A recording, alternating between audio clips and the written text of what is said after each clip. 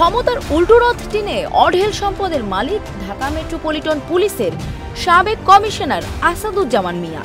অন্তত ২০০ কোটি টাকার অবৈধ সম্পদের পাহাড় গড়ার অভিযোগ উঠেছে তার নামে।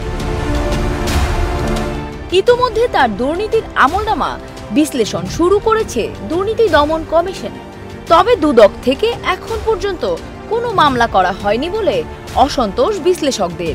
তারা জানায়, ক্ষমতার অপব্যবহার করে দুর্নীতির একটি ন্যাক্কারজনক উদাহরণ এই পুলিশ কর্মকর্তা। কেউ না বুঝলেও আমরা আপনার প্রয়োজন বুঝি, আর তাই তো অত্যাধুনিক ফিচার সম্বলিত বিভিন্ন সাইজ আর কালারের ২৫০টিরও বেশি ডিজাইন অপশন নিয়ে ওয়ালটন স্মার্ট ফ্রিজ বোঝে আপনার প্রয়োজন। অনুসন্ধানের তথ্যে জানা যায়, জমি, বাড়ি, ফ্ল্যাট কি নেই আসাদুজ্জামান মিয়ার। নিজের পাশাপাশি সম্পদ গড়েছেন স্ত্রী, সন্তান ও পরিবারের সদস্যদের নামে। বসুন্ধরা ও নিকুঞ্জ এলাকায় রয়েছে অন্তত ২টি বহুতল ভবন। ঢাকা মহানগর ও সাভারে রয়েছে অন্তত ৪টি ফ্ল্যাট। এছাড়া ঢাকা, নারায়ণগঞ্জ, সাভার, গাজীপুর ও ফরিদপুরে অন্তত ২০ একর আবাদি ও অনাবাদি জমির সন্ধান পেয়েছে দুদক। এছাড়া ২টি পরিবহন কোম্পানি ও একটি আইটি ফার্মের সিংহভাগের অংশীদারিত্ব আসাদুজ্জামান মিয়ার।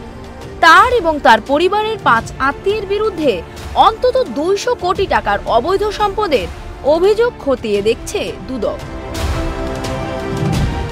দুদকের মহাপরিচালক আক্তার হোসেন বলেন, আসাদুজ্জামান মিয়ার সম্পদের বিষয় খতিয়ে দেখতে আমাদের অনুসন্ধান টিম তদন্ত শুরু করেছে। কার্যক্রম অব্যাহত আছে।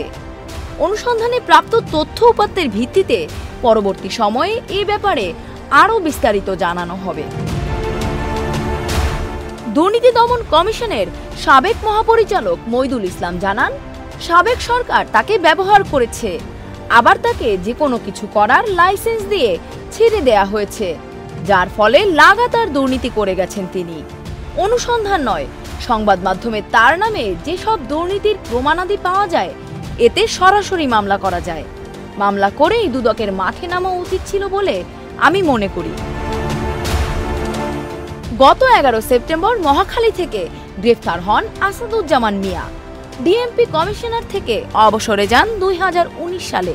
পরে জাতীয় নিরাপত্তা সংক্রান্ত সেলের প্রধান নির্বাহী কর্মকর্তা পদে নিয়োগ দেয় আওয়ামী লীগ সরকার। সংযুক্তা শুভ্রা, দেশ রূপান্তর।